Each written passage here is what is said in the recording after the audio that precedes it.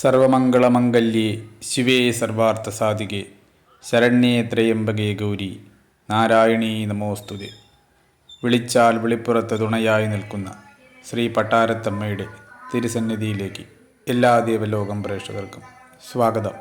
തിരുവനന്തപുരം ജില്ലയിലെ പാപ്പനംകോട് എന്ന സ്ഥലത്ത് സ്ഥിതി ചെയ്യുന്ന പട്ടാരത്ത് ശ്രീ ചാമുണ്ടേശ്വരി ക്ഷേത്രത്തിലെ ഈ വർഷത്തെ ഉത്സവമഹാമഹവും പൂർവാധികം ഭംഗിയായി നടത്തുവാൻ നിശ്ചയിച്ചിരിക്കുന്ന വിവരം സന്തോഷപൂർവ്വം അറിയിച്ചുകൊള്ളുന്നു. ഈ വർഷം 18ാം പുനഃപ്രതിഷ്ഠാ വാർഷികവും ഇവിടെ ആഘോഷിച്ചു വരുന്നു. കൂടാതെ ഈ ക്ഷേത്രത്തിലെ പ്രധാന മഹോത്സവങ്ങളിലൊന്നായ പൊങ്കാല മഹോത്സവവും അഗ്നിക്കാവടിയും നേർച്ച പൊങ്കാലയും വട്ടിത്താലപ്പലിയും ആറാട്ടുമെല്ലാം ഇവിടെ പൊലിമയൊന്നും ചോരാതെ എല്ലാ വർഷവും ഭംഗിയായി നടന്നു വരുന്നു. ഈ ആഘോഷങ്ങളിലെല്ലാം പരമപ്രധാനമായിട്ടുള്ളത് വട്ടിത്താലപ്പൊലിയാണ്. അത് ഈ ദീപാരാധനയ്ക്ക് ശേഷം എന്താണെന്ന് ഞാൻ വിവരിച്ചു നൽകാം. ദീപാരാധന കണ്ടു തൊഴുതോളൂ.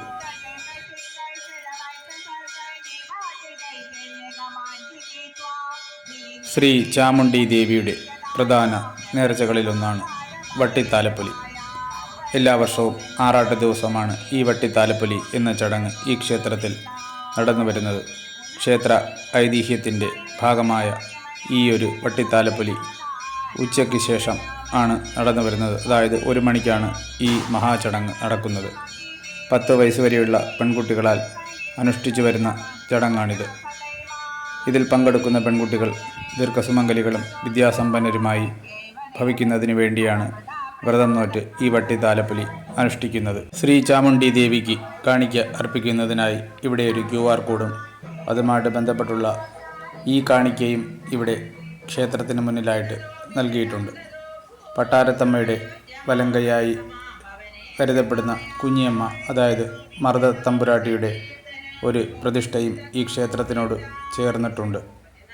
മറുതയുടെ വിഗ്രഹ പ്രതിഷ്ഠയായിട്ടില്ലെങ്കിൽ പോലും മറുതാദേവിയുടെ ശക്തിയേറിയ ഒരു സാന്നിധ്യം ഈ ക്ഷേത്രത്തിൻ്റെ ചുറ്റിലുമായിട്ടുണ്ട്.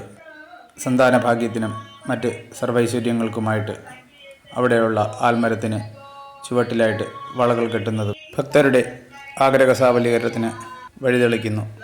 അതിനാൽ എല്ലാ ഭക്തരും വളരെ നിഷ്ഠയോടുകൂടിയാണ് ഈ ക്ഷേത്രം സന്ദർശിക്കുന്നത്. മറുതാദേവിയുടെ സിമൻറ്റിൽ പണി കഴിപ്പിച്ചിട്ടുള്ള ഒരു വലിയ വിഗ്രഹത്തിന് താഴെയായിട്ടാണ് ഈ ദേവിയുടെ പ്രതിഷ്ഠ കുടികൊള്ളുന്നത്.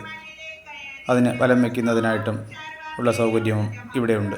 ക്ഷേത്രോത്സവവുമായി ബന്ധപ്പെട്ട് ഭാഗവത രാമായണ പാരായണങ്ങളും ഇവിടെ സ്ത്രീജനങ്ങൾ നടത്തി വരുന്നു.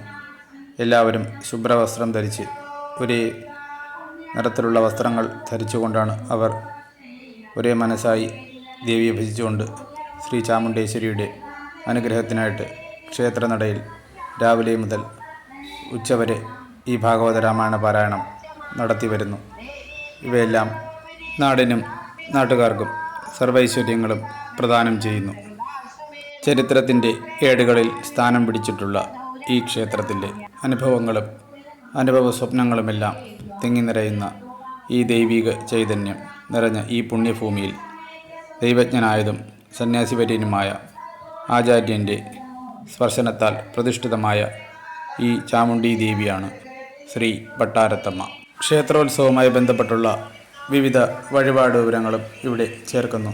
അഗ്നിക്കാവടിയും പീലിക്കാവടിയും പാൽക്കാവടിയും പുഷ്പക്കാവടിയും അമ്മൻകുടവും മയൂരക്കാവടിയുമൊക്കെ ഇവിടുത്തെ കാവടി മഹോത്സവത്തിൻ്റെ ഭാഗമാണ്.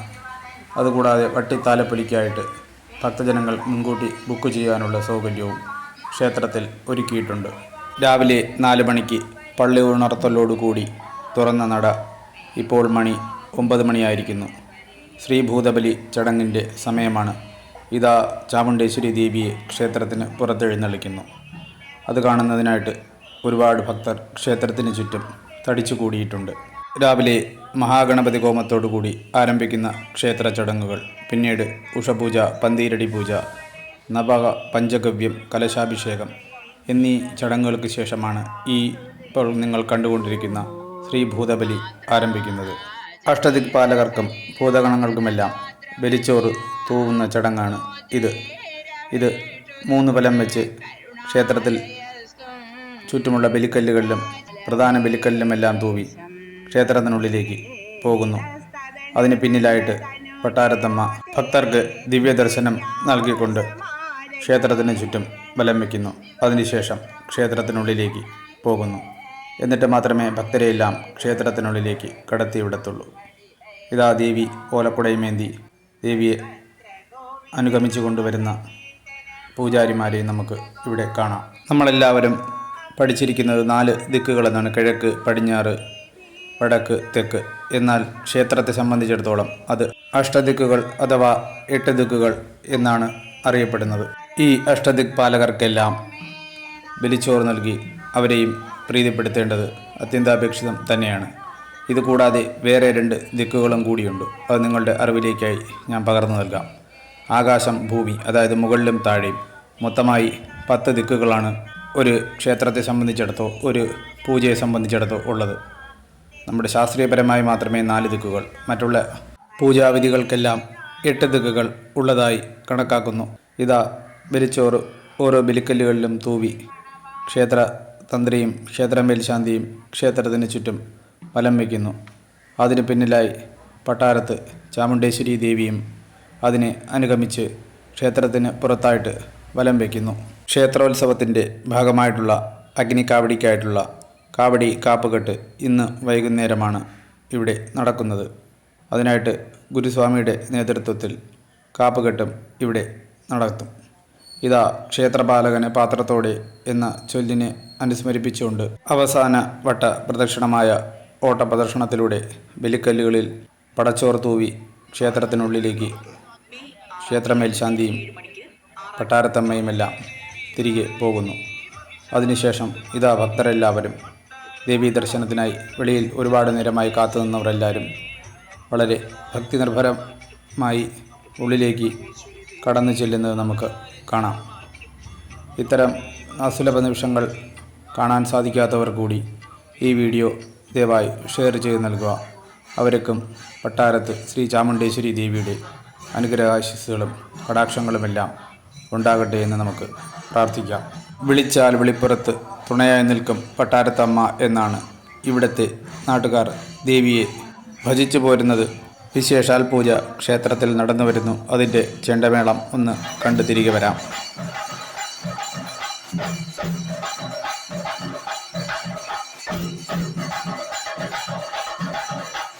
ശ്രീ പട്ടാരത്ത് ദേവിയുടെ തിരുനടയിൽ പടുത്തുയർത്തിയ ഒരു രാജഗോപുരത്തിൻ്റെ വിശേഷം കൂടി ഒന്ന് പറഞ്ഞു തരാം.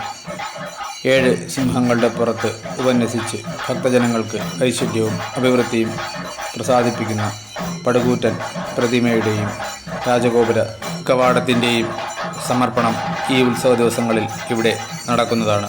ദക്ഷിണേന്ത്യയിലെയും കേരളത്തിലെയും ഏറ്റവും വലിയ ശിവപ്രതിമയുടെ ശില്പിയായ ദേവദത്തൻ എന്നയാളുടെ നേതൃത്വത്തിലാണ് ഈ ക്ഷേത്രത്തിൻ്റെ ശില്പചാരുതയാർന്ന വലിയ വലിയ ചാമുണ്ഡി ദേവിയുടെ വിഗ്രഹങ്ങളും കമാനങ്ങളുമെല്ലാം പണി കഴിപ്പിച്ചിരിക്കുന്നത്. അതിനാൽ അതിൻ്റെ ശില്പചാരുത ഒന്ന് കണ്ട് അനുഭവിക്കേണ്ടത് തന്നെയാണ്. ആഴിമലയിലെ ശിവഗംഗാധര പ്രതിമയുടെ ശില്പിയാണ് അദ്ദേഹം. അതിനാൽ അങ്ങനെ ഒരു പ്രസിദ്ധി കൂടി ഈ ക്ഷേത്രത്തിനുണ്ട്. വളരെ വിശാലമായ നടപ്പന്തലോട് കൂടിയ ഈ ക്ഷേത്രത്തിൻ്റെ തറയിലെല്ലാം ചുവന്ന കളറിലുള്ള തറയോട് പാകി അലങ്കരിച്ചിരിക്കുന്നു. അതിനാൽ ഭക്തജനങ്ങൾക്കൊന്നും ഒരു ബുദ്ധിമുട്ടുമുണ്ടാവാതെ ദർശനം നടത്താൻ സാധിക്കും. അതുകൂടാതെ ഒരു ആൽമരവും പുറത്തു തന്നെയുണ്ട്. പിന്നീട് മറ്റൊരു എടുത്തു പറയത്തക്ക പ്രത്യേകത എന്ന് പറയുന്നത് 27 ജന്മനക്ഷത്രങ്ങൾക്കും ഉള്ള 27 വ്യത്യസ്ത വൃക്ഷങ്ങൾ ഈ ക്ഷേത്രത്തിന് ചുറ്റുമായിട്ട് നട്ട് സംരക്ഷിച്ചു പോരുന്നു. അവയെല്ലാം അതിമനോഹരമായി തന്നെ ക്ഷേത്രത്തിൻ്റെ കാഴ്ച നൽകുന്നു. എല്ലാ നക്ഷത്രക്കാരും ഈ വൃക്ഷം വണങ്ങി വൃക്ഷത്തിൻ്റെയും അനുഗ്രഹം നേടാവുന്നതാണ്. അതിനെല്ലാം പ്രത്യേകമായി ബോർഡും നൽകിയിരിക്കുന്നു. തിരുവാതിര നക്ഷത്രത്തിന് കരിമരമാണ് വൃക്ഷം. ഉത്രം നക്ഷത്രത്തിന് ഇത്തിയാണ് വൃക്ഷം. മകയിരം നക്ഷത്രത്തിന് കരിങ്ങാലിയും ചതയം നക്ഷത്രത്തിന് കടമ്പുമാണ് വൃക്ഷം. ഉത്രട്ടാതി നക്ഷത്രത്തിന് കരിമ്പന എന്ന വൃക്ഷവും ഉത്രാടം നക്ഷത്രത്തിന് പ്ലാവ് തന്നെയാണ് വൃക്ഷം. അവിട്ടം നക്ഷത്രത്തിന് വന്നി എന്ന വൃക്ഷമാണ്. രേവതി നക്ഷത്രത്തിന് ഇലിപ്പ എന്ന വൃക്ഷമാണ്. പൂരുരുട്ടാതി നക്ഷത്രക്കാർക്ക് മാവാണ് വൃക്ഷം. എന്നാൽ വിശാഖ നക്ഷത്രക്കാർക്ക് വയം കൈതിയാണ് വൃക്ഷമായി കണക്കാക്കുന്നത്. ഉത്രാട നക്ഷത്രക്കാരുടെ പ്ലാവിൽ ഒരുപാട് ചക്ക, ചെറിയ പ്ലാവിൽ തന്നെ ഒരുപാട് ചക്ക നിൽക്കുന്നത് നമുക്ക് കാണാൻ സാധിക്കും. അനിഴം നക്ഷത്രക്കാർക്ക് ഇലഞ്ഞിയാണ് വൃക്ഷം. തൃക്കേട്ട നക്ഷത്രക്കാർക്ക് വെട്ടിയാണ് വൃക്ഷം. മൂല നക്ഷത്രക്കാർക്ക് വെള്ള പൈൻ എന്ന ഒരു വൃക്ഷമാണ്. പൂരാടം നക്ഷത്രക്കാർക്ക് വഞ്ചി എന്ന വൃക്ഷവും അത്തം നക്ഷത്രക്കാർക്ക് അമ്പഴം എന്ന വൃക്ഷവുമാണ്. പൂര നക്ഷത്രക്കാർക്ക് പ്ലാശ് എന്ന വൃക്ഷമാണ്. ഹോമങ്ങൾക്കെല്ലാം കരണ്ടിയായിട്ട് ആ ഇല ഉപയോഗിച്ചു വരുന്നു. മകം നക്ഷത്രക്കാർക്ക് പേരാലാണ് വൃക്ഷമെങ്കിൽ പൂയം നക്ഷത്രക്കാർക്ക് അരയാലാണ് വൃക്ഷം. പുണർദം നക്ഷത്രക്കാർക്ക് മുളയാണ് വൃക്ഷമായി കണക്കാക്കുന്നത്. വൃക്ഷത്തെയും നമ്മൾ ദൈവമായി തന്നെയാണ് ആരാധിക്കുന്നത്. എന്തെന്നാൽ ഒരു പ്രതിഫലവും പ്രതീക്ഷിക്കാതെ എപ്പോഴും നമുക്ക് പഴങ്ങളും ഫലമൂലാദികളും തണലുമൊക്കെ നൽകിക്കൊണ്ടിരിക്കുന്നു. അതുപോലെ തന്നെയാണ് നമ്മുടെ ഈ പട്ടാരത്ത് ദേവിയും. ഭക്തർക്കായി സദാ അനുഗ്രഹാശിസുകളെല്ലാം ചൊരിഞ്ഞുകൊണ്ട് പാപ്പനംകോട് ബസ് സ്റ്റേഷന് എതിർവശത്തായ വിശ്വഭരൻ റോഡിൽ സായി നഗർ എന്ന സ്ഥലത്ത് അനുഗ്രഹം വർഷം ചൊരിഞ്ഞുകൊണ്ടേയിരിക്കുന്നു. ഇനി ക്ഷേത്രത്തിൻ്റെ ഐതിഹ്യത്തിലേക്കൊന്ന് കിടക്കാം. നൂറ്റാണ്ടുകൾക്ക് മുമ്പ് ഒരു വെളുത്തവാവും നാളിൽ രാത്രിയുടെ 3-ാം യാമത്തിൽ സർവാഭീഷ്ടദായിനിയായ ശ്രീ ചാമുണ്ടേശ്വരി വനനിബിഡമായ ഈ പാപ്പനംകോടൻ സ്ഥലത്ത് പ്രത്യക്ഷപ്പെടുകയും സമീപത്തുള്ള കുളത്തിൽ നീരാടിയ ശേഷം പട്ടുചേലകൾ പൂവണ മരച്ചില്ലകളിൽ ഉണക്കാനിട്ട് വിശ്രമിച്ചു. ഋഷിതുല്യനായ കുടുംബക്കാരണവർ പ്രഭാതത്തിൽ കണ്ടത് ഹാരം പോലെ തൂക്കിയിട്ടിരിക്കുന്ന പട്ടുചേലകളും ഒരു നരുവട്ടി നിറയെ പല വർണ്ണങ്ങളിലുള്ള കുപ്പിവളകളും വസ്ത്രങ്ങളും കുങ്കുമച്ചിമിഴും സിന്ദൂരച്ചെപ്പും ഒരു ശൂലവുമായിരുന്നു. അന്നു രാത്രി ബ്രഹ്മമുഹൂർത്തത്തിൽ താപസവര്യനായ കുടുംബകാരണവർക്ക് ദേവി തൻ്റെ ദർശനം നൽകുകയും തൻ്റെ ഇരിപ്പിടം ഇവിടെയാണെന്നും ചെയ്യേണ്ട പൂജാവിധികൾ എന്തൊക്കെയാണെന്നുമുള്ള അരുളപ്പാടുകൾ നൽകുകയുണ്ടായി. നീരാടിയ കുളവും വസ്ത്രങ്ങൾ തൂക്കിയിട്ടിരുന്ന വൃക്ഷവും ദേവി സാന്നിധ്യം സാക്ഷ്യം വഹിച്ചുകൊണ്ട് ഇപ്പോഴും ക്ഷേത്രത്തിൽ നിലകൊള്ളുന്നു. ഈ പട്ടുചേലകൾ ഹാരം പോലെ ഇട്ടിരുന്നതിനാൽ ഇവിടം പട്ടാരം എന്ന സ്ഥലപ്പേര് കൂടി പ്രസിദ്ധമാവുകയും ചെയ്തു. ഇപ്പോൾ തെക്കൻ കേരളത്തിലെ മഹാക്ഷേത്രങ്ങളിൽ ഒന്നായി മാറിക്കൊണ്ടിരിക്കുന്നു. ഇനി ദക്ഷിണേന്ത്യയിലെയും കേരളത്തിലെയും തന്നെ അറിയപ്പെടുന്ന ഒരു വലിയ ക്ഷേത്രമായി മാറുവാൻ അധിക കാലതാമസം ഉണ്ടാകുകയില്ല. എന്തെന്നാൽ പട്ടാരത്ത് ദേവിയുടെ അനുഗ്രഹം ലോകം മുഴുവനും ഇങ്ങനെ ചൊരിഞ്ഞുകൊണ്ടേയിരിക്കുന്നു. അതിനായിട്ട് ഉള്ള ഭാഗ്യം എനിക്കും ഉണ്ടായി. അതിനാൽ ഞാനും കൃതാർത്ഥനായി ക്ഷേത്രത്തിൽ നിന്ന് മടങ്ങുകയാണ്. നല്ലൊരു ജീവിത പങ്കാളിയെയും നല്ലൊരു ജീവിതവും പ്രതീക്ഷിച്ചാണ് ഞാൻ ദേവിയുടെ നടയിൽ വരികയും എൻ്റെ പ്രാർത്ഥന ദേവിയുടെ മുന്നിൽ അർച്ചനകളായി അർപ്പിക്കുകയും ചെയ്തിട്ടുണ്ട്. ദേവി അതിനുള്ള അരുൾ ചൊരിയുമ്പോൾ ഞാൻ വീണ്ടും ദേവിയെ കാണാൻ തിരുനടയിൽ വരുന്നതായിരിക്കും. അന്ന് എൻ്റെ ഇടം കൈയിൽ മറ്റൊരു പെൺകുട്ടിയുടെ വലം കൈ ഉണ്ടായിരിക്കും. അതിനായിട്ട് ദേവിയോട് ഞാൻ പ്രാർത്ഥിക്കുകയും എൻ്റെ പ്രാർത്ഥനകളെല്ലാം ദേവിയുടെ കാൽക്കൽ അർപ്പിച്ച് താൽക്കാലികമായി വിട പറയുന്നു. വീഡിയോ ലൈക്ക് ചെയ്യുക, ഷെയർ ചെയ്യുക.